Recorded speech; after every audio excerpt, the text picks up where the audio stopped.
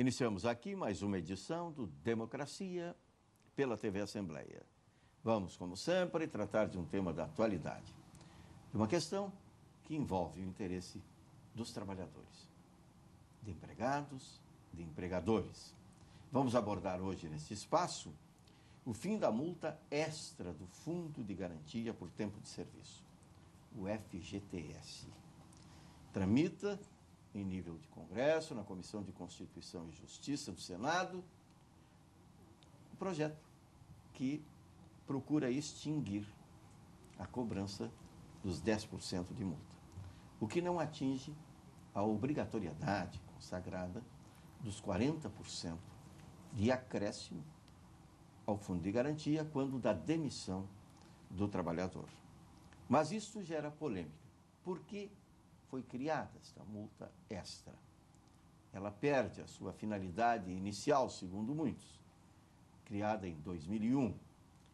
E agora ela está sendo interpretada por alguns, os trabalhadores especialmente, como um incentivo à facilitação nas demissões. De outro lado, há contestação quanto a esse argumento. Mas o mais importante é que o telespectador tenha a impressão, e mais do que isso, tenha o conhecimento da opinião daqueles que tratam diuturnamente desse tema, os trabalhadores, daqueles que analisam esta situação por formação profissional, por vocação, por interesse e que levam o esclarecimento a todos.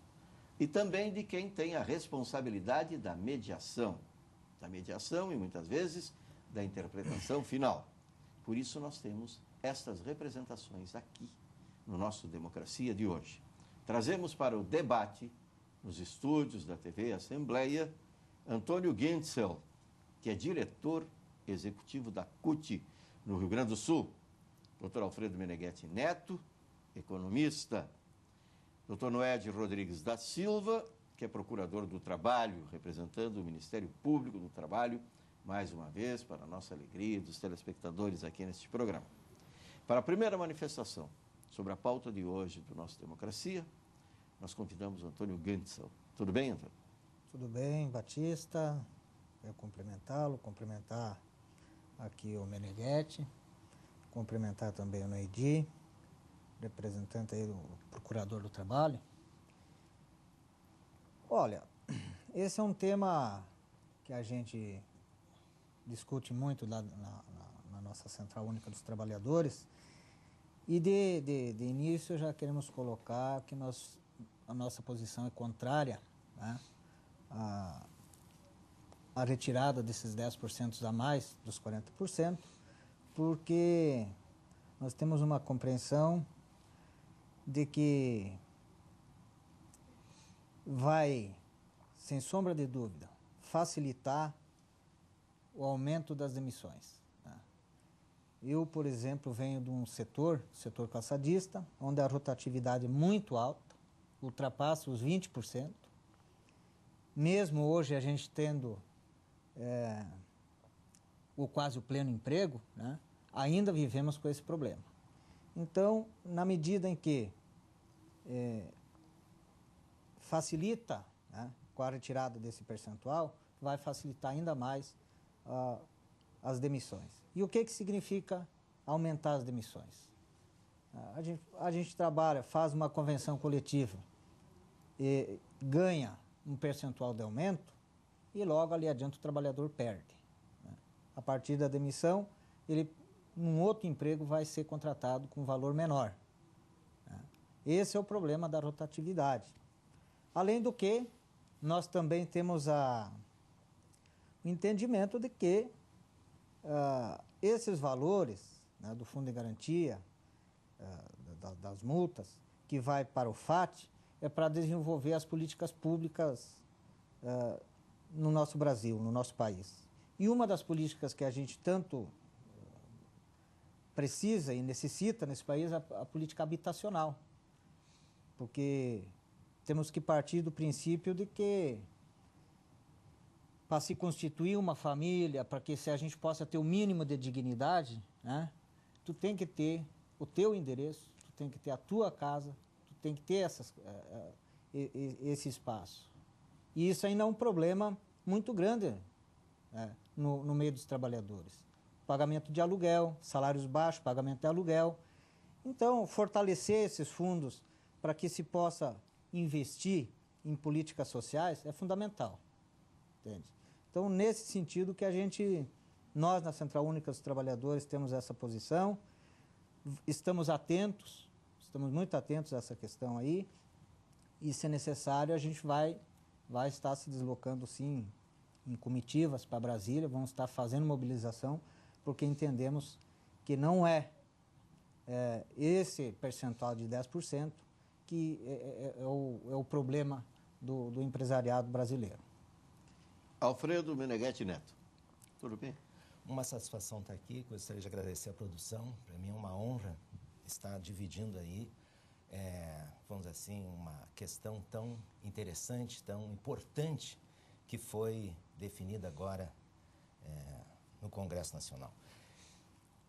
Eu acho que os encargos trabalhistas no Brasil, eles são demais elevados. Eu acho que é hora de se fazer alguma coisa para resolver esse problema. Consequentemente, eu sou a favor da redução do corte dos encargos trabalhistas no Brasil. Acho que, em boa hora, o Senado encaminhou uma excelente questão a ser debatida no Congresso Nacional, especificamente pela Câmara Federal, que até julho de 2013 vai haver tempo, nós temos aí 1 ano de discussão, e eu acho extremamente oportuno que, se for considerar que o Brasil não tem competitividade alguma, que se for considerar que o Brasil, dos 185 países medidos pelo Banco Mundial no Doing Business, fazendo negócio, o Brasil ocupa a posição número 120, o que já denota um atraso, justamente causado por esses encargos trabalhistas que, de uma forma sintética, de cada R$1 pago ao trabalhador brasileiro, o empresário tem que pagar 1,2 a mais de encargos trabalhistas. Consequentemente, eu acho que chegou a hora de se fazer uma redução. É quando 10 mil se transforma em 22. Certamente, então, a experiência da Europa, eu já vou encerrando, a experiência da Europa no sentido de Estado pesado, trabalhador com enormes benefícios, já é hora de se pensar, porque lá eles estão em crise. Esperamos que o Brasil possa ser mais competitivo, olhar o que se discute, mirar na China, que tem, eu não estou dizendo que o modelo chinês é importante para nós, porque ali praticamente o trabalhador não tem segurança nenhuma, e o Antônio falava da concorrência, dos problemas enfrentados no calçado, e é justamente os problemas que veio da competição que vem da China, que praticamente desmantelou a indústria calçadista no Brasil. Eu vou mais adiante explicar um pouquinho melhor. Noed Rodrigues da Silva. Vou signar mais uma vez a satisfação de estar aqui, que o convite honra a mim pessoalmente e também distingue o Ministério Público do Trabalho, os seus membros. E, mais uma vez, parabenizar aí o programa, a casa, a produção, porque o tema é relevante, como deu para ver nessas manifestações iniciais dos meus colegas aqui de debate. Bom, a gente poderia começar pela criação do próprio Fundo de Garantia por Tempo de Serviço, que foi um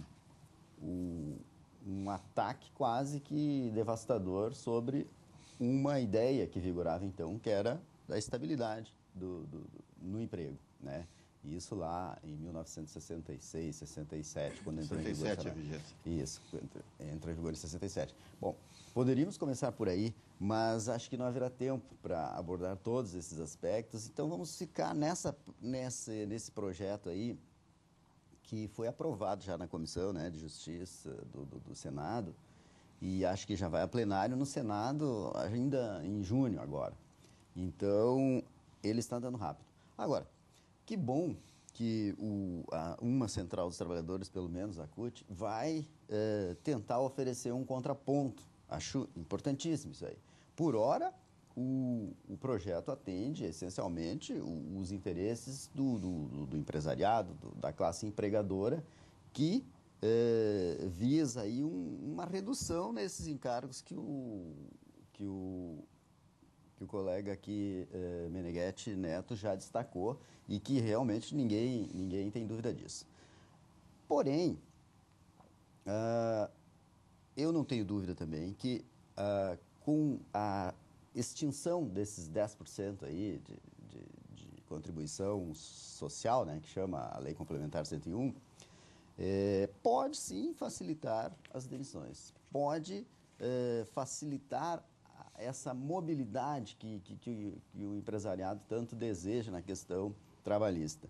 E aí, também já foi destacado aqui o modelo chinês, nós poderíamos tecer longas considerações sobre isso, o modelo espanhol e tantos outros aí que nos antecedem, e para ver o que interessa. Será que o Doing Business do Banco Mundial também serve como um parâmetro para enfrentar a questão do mercado de trabalho no Brasil? Será que serve? Porque as perguntas, os quesitos lá desse levantamento que o Banco Mundial faz, elas levam em conta, muito particularmente nessa questão aí, as facilidades para contratar e também para se desfazer, vamos dizer assim, para iniciar e terminar a relação de trabalho e o custo disso. E não é só isso, mas tem também o tempo de abertura de uma empresa, quanto tempo precisa, quanto custa e por aí vai. Então, será que isso só é um parâmetro confiável, suficiente? Todas essas questões, então, nós poderemos estar aí contribuindo com algumas ideias no decorrer do programa. O telespectador observa que a questão vai bem mais além do que o fim da multa. Né? A multa, criada em 2001, instituída naquele ano, foi para um objetivo: cobrir o saldo de um fundo da Caixa Econômica Federal, pendências que se referiam aos planos Verão e Collor 1. Né? Passado esse momento, superada essa questão, presume-se, tem-se informação correta sobre isto, a discussão agora é se o resultado é importante para a agenda social do governo. O exemplo foi dado aqui claramente. Minha Casa, Minha Vida, pela dificuldade do trabalhador comum, o trabalhador de menores possibilidades, adquirir o seu teto, a sua casa própria. Mas é também, e o doutor Alfredo Meneghetti Neto expôs com muita clareza, e poderia ter falado um pouco mais de tempo, talvez a confusão tenha sido feita aqui por mim, com uma intervenção intermediária. Na verdade, o que precisa se debater também é a necessidade de impor ao país uma nova relação. Uma relação que não atinja os direitos adquiridos. Quando o Dr. Noé Rodrigues da Silva fala sobre 1967, nós, os mais antigos, lembramos do que foi o resultado do fim da estabilidade adquirida aos 10 anos. Foi considerado uma violência contra o trabalhador, porque era efetivamente uma violência aos projetos de tranquilidade ao fim da atividade laboral de muitos. Isto pode acontecer hoje de forma gradativa ou não, doutor Alfredo? Bom, na realidade, eu acho que, de uma forma geral, nós estamos hoje num sistema capitalista. O Brasil, ele está inserido numa sociedade capitalista. Isso significa que o capital tem a prioridade em relação ao trabalho. E, efetivamente, o que a gente vem observando é que o capital, ou seja, o dono do capital, ele tem recebido uma série de benefícios, uma série de incentivos. Ele paga muito menos imposto de renda do que o trabalhador. Isso não tem dúvida nenhuma. Quando se faz o levantamento de uma aplicação na Bolsa de Valores, por exemplo, que rendimentos acima de R$20.000 ao mês paga 15% e abaixo está isento. Abaixo está isento, R$20.000 ao mês.